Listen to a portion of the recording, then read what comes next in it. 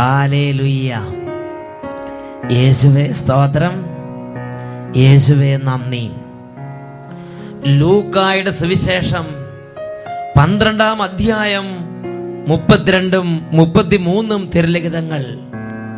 ചെറിയ അജഗണമേ ഭയപ്പെടണ്ട, എന്തെന്നാൽ നിങ്ങൾക്ക് രാജ്യം നൽകാൻ നിങ്ങളുടെ പിതാവ് പ്രസാദിച്ചിരിക്കുന്നു. നിങ്ങളുടെ സമ്പത്ത് വിറ്റ് ദാനം ചെയ്യുവിൻ. പഴകിപ്പോകാത്ത പണസഞ്ചികൾ സ്വർഗത്തിൽ കരുതി വെക്കുവിൻ.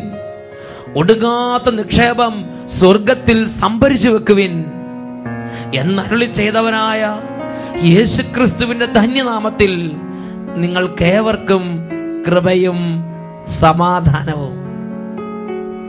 Praise the Lord.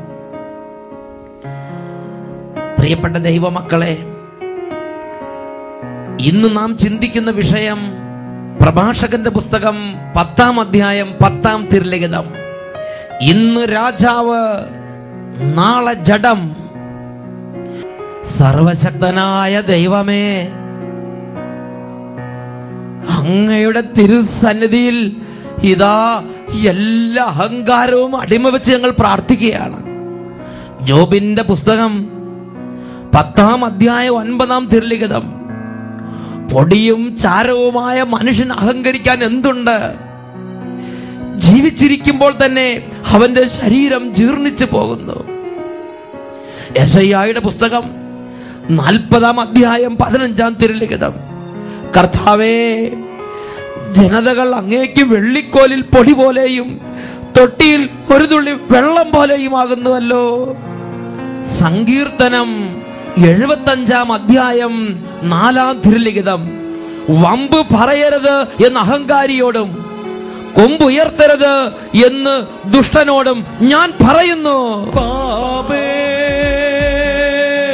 ഗോപുരം പണിയും മനുഷ്യ, ദൈവത്തെ നീ മറന്നുവോ? പിതാവേ, തിരുസന്നിധി അപ്പാ, നകന്നുവോ? ഹൃദയം നുറുങ്ങി. അപ്പാ, പിതാവേ, പണിയും ഹൃദയത്തിന്റെ അഹങ്കാരം ഏറ്റെടുക്കണമേ.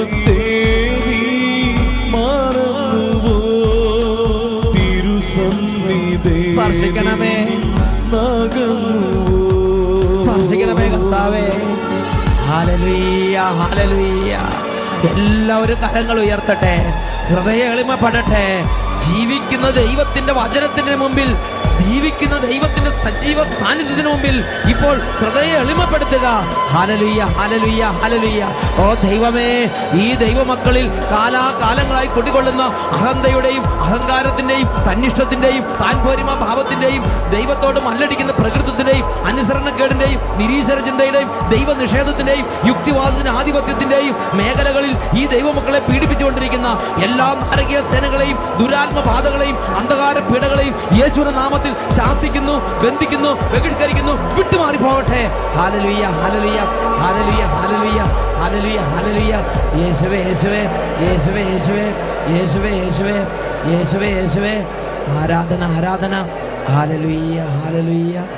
യേശുവേ ആരാധന, യേശുവേ സ്തോത്രം, യേശുവേ ആരാധന, യേശുവേ നന്ദി. Praise the Lord. പ്രഭാഷകൻ 10-ാം അധ്യായം 10-ാം തിരുലിഖിതം. ഇന്ന് രാജാവ്, നാളെ ജഡം. പ്രിയപ്പെട്ട ദൈവമക്കളെ, ഇന്ന് ഒരുപാട് വ്യക്തികളുടെ ജീവിതത്തിൽ ദൈവരാജ്യത്തിന്റെ അനുഭവം പരിപൂർണമായി നശിപ്പിച്ചു കളഞ്ഞിരിക്കുന്ന, വലിയ തകർച്ചകളിലേക്ക് കൂപ്പുകുത്താൻ തക്കവണ്ണം കുടുംബങ്ങളിൽ തകർച്ചയ്ക്ക് വേണ്ടി വാതിൽ തുറന്നു കൊടുത്തിരിക്കുന്ന ഒരു തിന്മയാണ് ഹൃദയത്തിന്റെ അഹന്ത. ഒരു സംഭവം നിങ്ങളോട് പറയാം. പാലക്കാട് രൂപതയുടെ ഒരു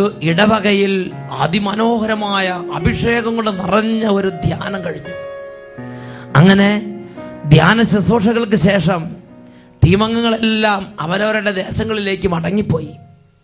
അപ്പോൾ സെഹിയോൻ ടീമിൽപ്പെട്ട ഒരു ശുശ്രൂഷകൻ അദ്ദേഹത്തിൻ്റെ ദേശത്തേക്ക് ചെന്നപ്പോൾ ആ ദേശത്തെ ധനാഢ്യനായ ഒരു മനുഷ്യൻ അദ്ദേഹത്തെ കണ്ടു. അപ്പോൾ അദ്ദേഹത്തോട് ചോദിച്ചു, സഹോദരൻ എവിടെ നിന്നാണ് വരുന്നത്? അപ്പോൾ ഈ സെഹിയോൻ ശുശ്രൂഷകൻ പറഞ്ഞു, ഞങ്ങൾ ഇന്ന ഇടവകയിൽ ധ്യാനത്തിലായിരുന്നു, ധ്യാനം കഴിഞ്ഞ് മടങ്ങി വരുന്ന വഴിയാ. അപ്പോൾ ആ സഹോദരൻ ജിജ്ഞാസയോട് ചോദിച്ചു, ഓ, അവിടെ ധ്യാനം ഉണ്ടായിരുന്നോ? ഏത് ടീമായിരുന്നു? അപ്പോൾ ഈ എളിയ ശുശ്രൂഷകൻ പറഞ്ഞു, അട്ടപ്പാടി എന്നുള്ള സെഹിയോൻ ടീമിന്റെ ധ്യാനമായിരുന്നു. ആളുകളൊക്കെ വന്നായിരുന്നോ? അപ്പോൾ ശുശ്രൂഷകൻ പറഞ്ഞു, ഓ, ഇഷ്ടം പോലെ ഉണ്ടായിരുന്നു. ഇടവക്കാരും പുറത്തുനിന്നുമായിട്ട് തിങ്ങി നിറഞ്ഞ് ആളുകൾ ഒത്തിരി ധ്യാനത്തിനുണ്ടായിരുന്നു. ഉടനെ ഈ ധനാഢ്യനായ മനുഷ്യൻ വീണ്ടും ചോദിക്കുകയാണ്, ഈ ഇടവകയെന്ന് ആരെങ്കിലും ഉണ്ടായിരുന്നോ? അപ്പോൾ ആ എളിയ ശുശ്രൂഷകൻ പറഞ്ഞു, ഇവിടുന്ന് കുറച്ച് പേരെ ഉണ്ടായിരുന്നുള്ളൂ. ഉടനെ ആ ധനാഢ്യനായ മനുഷ്യൻ അല്പസംതൃപ്തി കിട്ടിയതുപോലെ ഇങ്ങനെ പറയാ, അല്ലെങ്കിൽ ഇപ്പം ഇതിനൊക്കെ ആർക്കാ നേരം? ഇന്ന് മനുഷ്യന്മാർക്ക് വല്ല ഇതിന് സമയമുണ്ടോ? ഇതിനൊക്കെ ഇപ്പൊ ആരാ പോണത്? ഇതിനൊക്കെ ഇപ്പൊ ആർക്കാ നേരം? അയാൾ ചോദിക്കുകയാണ്. പ്രിയപ്പെട്ട സഹോദരങ്ങളെ, ഞാൻ ഈ വാക്ക് കേട്ടപ്പോ പെട്ടെന്ന് 12 വർഷങ്ങൾക്ക് മുമ്പുള്ള ഒരു സംഭവം ഓർത്തുപോയി. വർഷങ്ങൾക്ക് മുമ്പ് ഈ കുടുംബത്തിന്റെ അനുഭവം എനിക്ക് വ്യക്തമായിട്ട് അറിയാം. കണ്ണുനീരിൽ കുതിർന്നൊരു കുടുംബം. ഈ സെഹിയോൻ ടീമിന്റെ ശുശ്രൂഷ ആ പ്രദേശത്ത് എവിടെയെങ്കിലും ഉണ്ടെങ്കിൽ ഈ മനുഷ്യൻ കുടുംബം അവിടെ എത്തും. പൊട്ടിക്കരഞ്ഞ് നിലവിളിക്കും, യേശുവേ, ദൈവമേ, പരിശുദ്ധാത്മാവേ, മാതാവേ.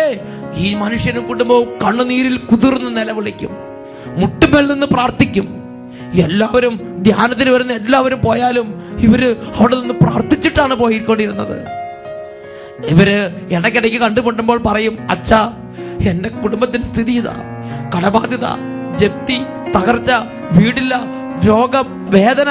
അങ്ങനെ തുടരെ മാസങ്ങളും വർഷങ്ങളും ഇവരെ കണ്ടിട്ടുണ്ട് ഞാൻ. അന്നൊക്കെ ഒത്തിരി കണ്ണുനീരിന്റെ കുടുംബമായിരുന്നു. പ്രിയപ്പെട്ട സഹോദരങ്ങളെ, ആ കുടുംബത്തിന് വേണ്ടി ആത്മാർത്ഥമായി കർത്താവിന്റെ സന്നിധിയിൽ പ്രാർത്ഥിച്ചു. ടീമംഗങ്ങളെല്ലാം പ്രാർത്ഥിച്ചു, അനേകർ പ്രാർത്ഥിച്ചു.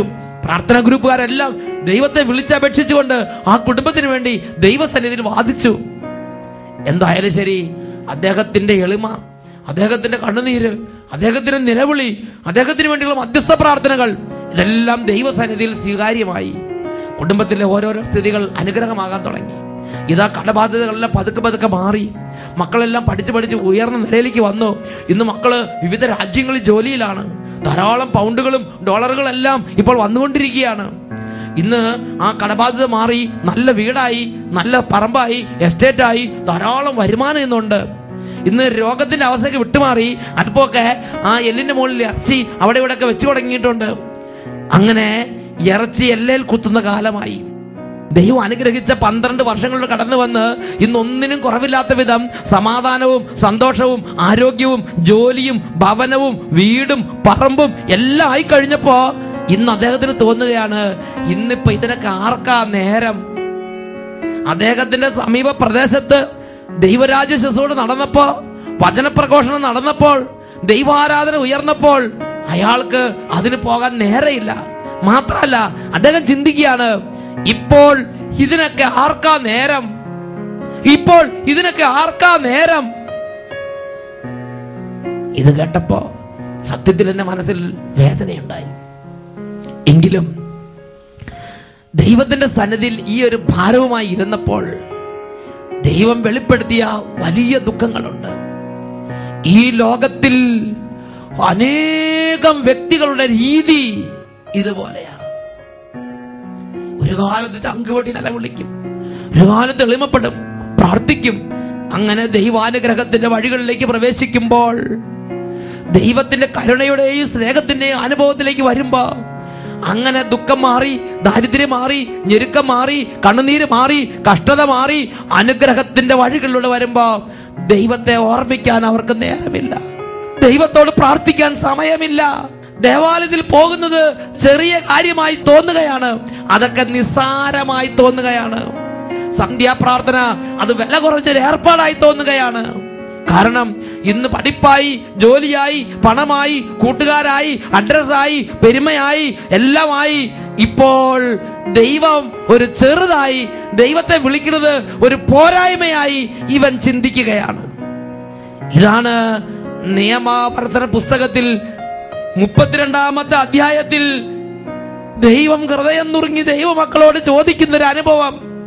നിയമാവർത്തന പുസ്തകം 32-ാം അധ്യായം 6-ാം തിരുലിഖിതം: ഭോഷരും ബുദ്ധിഹീനരുമായ ജനമേ, ഇതോ കർത്താവിനുള്ള പ്രതിഫലം.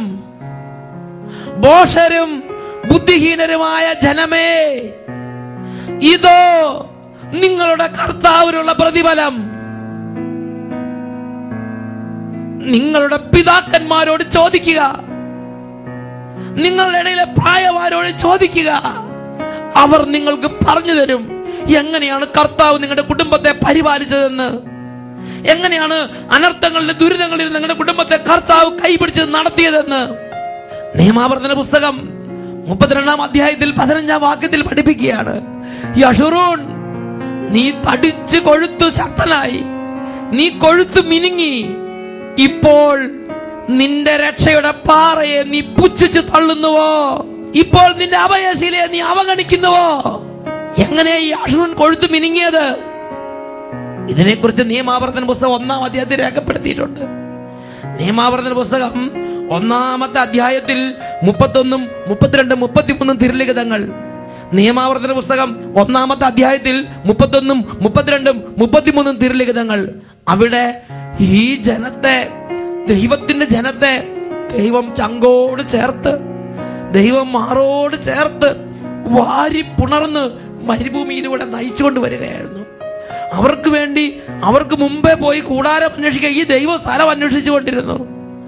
അവർക്ക് അവരുടെ കാലിലെ ചെരുപ്പ് തേഞ്ഞു പോകാതെയും അവര് ഇട്ടിരുന്ന വസ്ത്രം പഴകി ദ്രവിച്ച് കീറിപ്പോകാതെയും 40 വർഷങ്ങൾ മരുഭൂമിയിലൂടെ ദൈവം നോക്കി.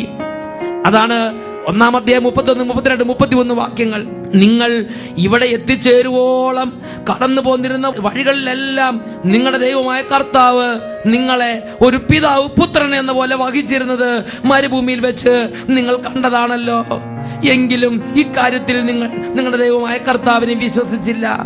നിങ്ങൾക്ക് കൂടാരം അടിക്കുന്നതിന് സ്ഥലം അന്വേഷിച്ചുകൊണ്ട് അവിടുന്ന് നിങ്ങൾക്ക് മുമ്പേ നടന്നിരുന്നു. നിങ്ങൾക്ക് കൂടാരം അടിക്കുന്നതിന് സ്ഥലം അന്വേഷിച്ചുകൊണ്ട് അവിടെ നിങ്ങൾക്ക് മുമ്പേ നടന്നിരുന്നു. നിങ്ങൾക്ക് വീട് വെക്കാൻ സ്ഥലം, നിങ്ങൾക്ക് വരുമാനം ഉണ്ടാകാൻ എസ്റ്റേറ്റ്, നിങ്ങളുടെ മക്കൾക്ക് ജോലി, ഇതിനെല്ലാം വേണ്ടി നിങ്ങളുടെ മക്കളുടെ മുമ്പേ, നിങ്ങൾക്ക് മുമ്പേ നിങ്ങളുടെ ദൈവമായ കർത്താവ് നിങ്ങൾക്ക് വേണ്ടി വ്യാപരിച്ചു കൊണ്ടിരുന്നു. അങ്ങനെ ഈ ജനം സ്വസ്ഥമായി. ഈ ജനം അങ്ങനെ എല്ലാ കാര്യം കൊണ്ട് സംതൃപ്തമായി കഴിഞ്ഞപ്പോൾ അവർ ചെയ്ത ആദ്യത്തെ പ്രവൃത്തി ദൈവത്തെ അവഗണിച്ച്, ദൈവത്തെ ഉപേക്ഷിച്ച്, പ്രാർത്ഥന മറന്ന്, ദൈവാരാധന മറന്ന് തന്നിഷ്ടപ്രകാരം അവർ പോയി. അതാണ് നിയമാവർത്തന പുസ്തകം 32-ാം അധ്യായം 13, 14 വാക്യങ്ങൾ നമ്മൾ വായിക്കുന്നത്. നിങ്ങളെ ഞാൻ മേൽത്തരം ഗോതമ്പ് കൊണ്ട് തീറ്റിപ്പോറ്റി, പാറയിൽ നിന്നുള്ള തേനും കഠിനശീലുള്ള എണ്ണയും നിങ്ങൾ പാനം ചെയ്തു, കൊഴുത്ത മേധസ് കൊണ്ട് നിങ്ങളെ ഞാൻ സംതൃപ്തമാക്കി. എല്ലാം തികഞ്ഞു കഴിഞ്ഞപ്പോൾ പ്രാർത്ഥിക്കുന്നത് നാണക്കേടായി തോന്നുക. എല്ലാം തികഞ്ഞു കഴിഞ്ഞപ്പോൾ, ഐശ്വര്യം കൊണ്ട് നിറഞ്ഞു കഴിഞ്ഞപ്പോൾ ദൈവത്തിന്റെ വഴികളിൽ നടക്കുന്നതും ദൈവവചനം അനുസരിക്കുന്നതും ദൈവത്തെ അന്വേഷിക്കുന്നതും ദൈവിക മാർഗങ്ങളിൽ വ്യാപരിക്കുന്നതെല്ലാം ഒരു വില കുറഞ്ഞ ഏർപ്പാടായി തോന്നുകയാണ് ഈ ജനത്തിന്. അതാണ് ജെറമ്യാ പ്രവാചന പുസ്തകത്തിൽ 22-ാം അധ്യായത്തിൽ 21-ാം തിരുലിഖിതം: നിന്റെ ഐശ്വര്യകാലത്ത് ഞാൻ നിന്നെ വീണ്ടും വീണ്ടും വീണ്ടും വിളിച്ചു, അനുസരിക്കില്ല എന്ന് നീ പറഞ്ഞു. ഇത് സംഭവിച്ചൊരു ജീവിതം ബൈബിളിലുണ്ട്. അതാണ് ഇസ്രായേലിന്റെ ആദ്യത്തെ രാജാവായി ദൈവം ഉയർത്തിയ സാവൂൾ രാജാവിന്റെ ജീവിതം. അങ്ങനെ സാവൂളിനെ ദൈവം ഉയർത്തി എല്ലാം കൊണ്ടും മുടി ചൂടിച്ചു കഴിഞ്ഞപ്പോൾ അവൻ പെട്ടെന്ന് ആദ്യം തന്നെ അവൻ ചെയ്തത് ദൈവത്തെയും ദൈവത്തിന്റെ വചനത്തെയും അവഗണിച്ച്, ദൈവിക മാർഗങ്ങൾ അവഗണിച്ച്, അവന്റെ ഹൃദയത്തിന് തോന്നിയ പ്രകാരം തന്നിഷ്ടത്തോടെ അവൻ നടന്നു. അവന് തോന്നിയതല്ല അവൻ ചെയ്തു. ജീവിതത്തിന്റെ ചിട്ടയും ക്രമവും ഡിസിപ്ലിനും അവൻ തകർത്തു. അങ്ങനെ ആ ജീവിതം തകർന്ന് തരിപ്പണമായി.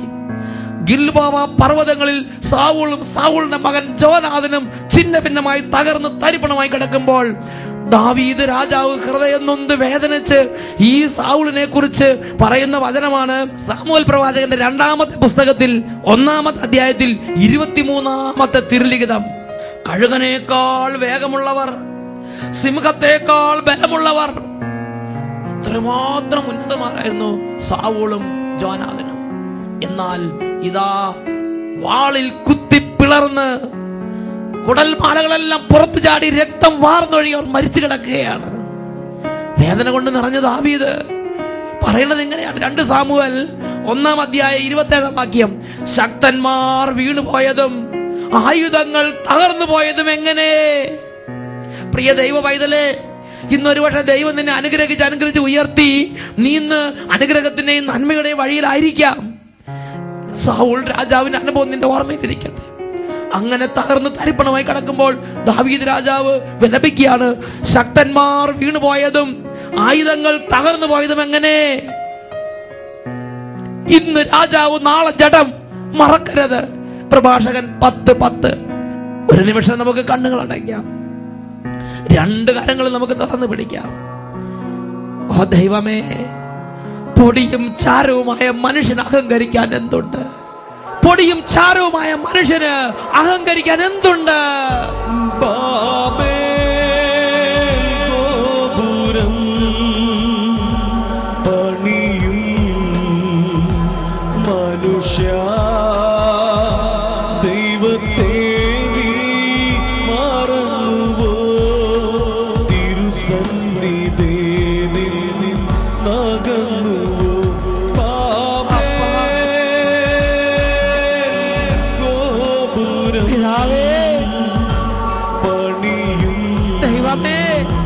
മനുഷ്യ നൽകണമേ, ദൈവത്തെ നീ മറന്നുവോ? തിരുസന്നിധിയിൽ നിന്നകന്നുവോ?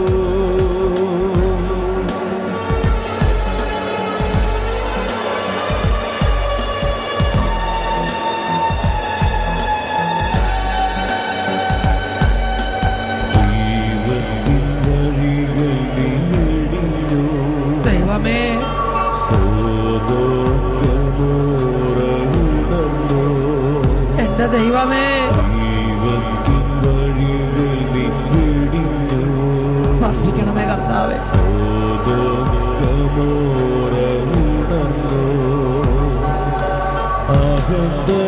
പടവുകൾ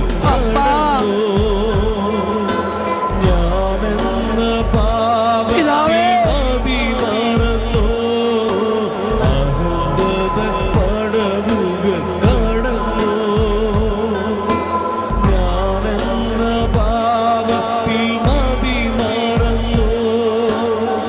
രക്ഷകനരികിൽ തിരിച്ചു വരൂ മാനസാന്തര വഴി.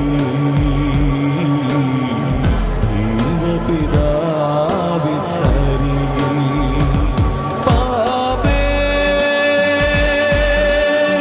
ഗോപുരം പണിയും മനുഷ്യ, ദൈവത്തെ നീ മറന്നുവോ? തിരുസന്നിധിയിൽ നിന്നകന്നുവോ? ദൈവത്തെ നീ മറന്നുവോ? തിരുസന്നിധിയിൽ നിന്നകന്നുവോ? ദൈവമേ, ഇടപെടണമേ, ഇടപെടണമേ, ഇടപെടണമേ. കരങ്ങൾ ഉയർത്തി എല്ലാവരും സ്തുതിക്കട്ടെ. ഹല്ലേലൂയ, ഹല്ലേലൂയ. ഓ ദൈവമേ, ഈ കുടുംബങ്ങളിൽ കാലങ്ങളായി കുടുംബങ്ങളെ പീഡിപ്പിച്ചുകൊണ്ടിരിക്കുന്ന ധാർഷ്ട്യത്തിന്റെയും അഹന്തയുടെയും വെല്ലുവിളിയുടെയും മത്സരത്തിന്റെയും താൻ പോരിമ ഭാവത്തിന്റെയും അഹങ്കാരത്തിന്റെയും ധിക്കാരത്തിന്റെയും എല്ലാ തരത്തിലുള്ള അസന്ധ്യയുടെയും ആധിപത്യങ്ങളെയും അരൂപികളെയും യേശുനാമത്തിൽ ശാസിക്കുന്നു. ദൈവമക്കളെയും ഒരു കുടുംബങ്ങളുടെയും പരാജയത്തിന് വേണ്ടി കൗശലപൂർവ്വം വ്യാപരിക്കുന്ന എല്ലാ അഹന്തയുടെ അരൂപികളെയും യേശുനാമത്തിൽ കുടുംബങ്ങളിൽ നിന്ന് ശാസിക്കുന്നു, ബന്ധിക്കുന്നു, ബഹിഷ്കരിക്കുന്നു, വിട്ടുമാറിപ്പോവട്ടെ. ഹല്ലേലൂയ, ഹല്ലേലൂയ, ഹല്ലേലൂയ, ഹല്ലേലൂയ. യേശുവേ ആരാധന, ആരാധന. യേശുവേ ആരാധന, ആരാധന. യേശുവേ ആരാധന, യേശുവേ ആരാധന. ഹല്ലേലൂയ, ഹല്ലേലൂയ. പ്രഭാഷകന്റെ പുസ്തകം 10-ാം അധ്യായം 10-ാം തിരുലിഖിതം. ഇന്ന് രാജാവ്, നാളെ ജഡം.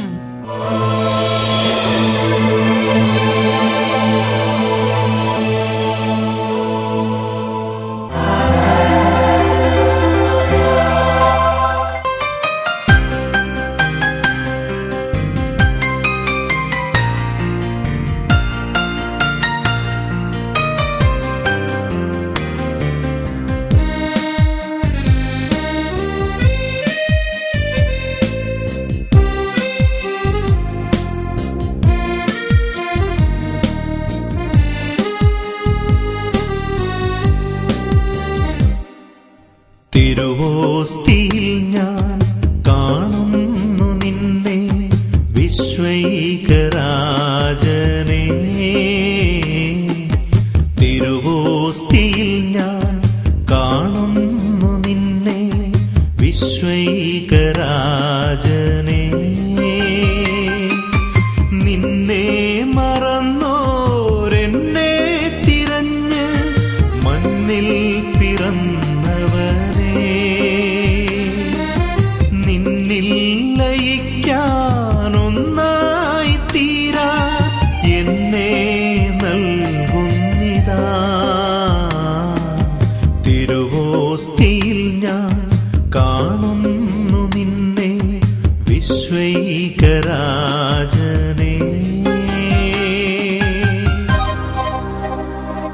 ലേവ്യരുടെ പുസ്തകം 26-ാം അധ്യായം 13-ാം തിരുലിഖിതം.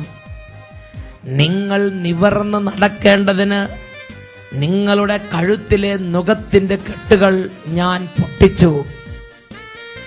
ഇപ്പോൾ 2 കരങ്ങളും യേശുവിന്റെ സന്നിധിയിലേക്ക് ഉയർത്തി എല്ലാ ദൈവമക്കളും അവരവരുടെ ജീവിതത്തിന്റെ ഓരോ വേദനകളും പ്രയാസങ്ങളും രോഗങ്ങളും കടബാധ്യതകളും തകർച്ചകളും എല്ലാ കണ്ണുനീരും സമർപ്പിച്ച് യേശുവിനെ വിളിക്കട്ടെ. അവിടുന്ന് മനസ്സലിവുള്ള കർത്താവത്രേ. ഹല്ലേലൂയ, ഹല്ലേലൂയ. യേശുവേ, യേശുവേ, യേശുവേ. ഓ ദൈവമേ, അങ്ങയുടെ തിരുസന്നിധിയിലേക്ക് ഹൃദയം ഉയർത്തി പൊട്ടിക്കരഞ്ഞ് നിലവിളിക്കുന്ന കുടുംബങ്ങളിൽ പിതാവേ, യേശുവിന്റെ നാമമഹത്വത്തിന് വേണ്ടി അത്ഭുതങ്ങളും അടയാളങ്ങളും രോഗശാന്തികളും മാനസാന്തരങ്ങളും പരിശുദ്ധാത്മാഭിഷേകങ്ങളും ഇപ്പോൾ വർഷിക്കണമേ. ഹല്ലേലൂയ, ഹല്ലേലൂയ, ഹല്ലേലൂയ, ഹല്ലേലൂയ. യേശുവേ, യേശുവേ, യേശുവേ, യേശുവേ, യേശുവേ, യേശുവേ, യേശുവേ, യേശുവേ, യേശുവേ. തീരാ എന്നെ നൽകുന്നിതാ. തിരുവോസ്തിയിൽ ഞാൻ കാണുന്നു നിന്നെ വിശ്വൈകരാജനെ.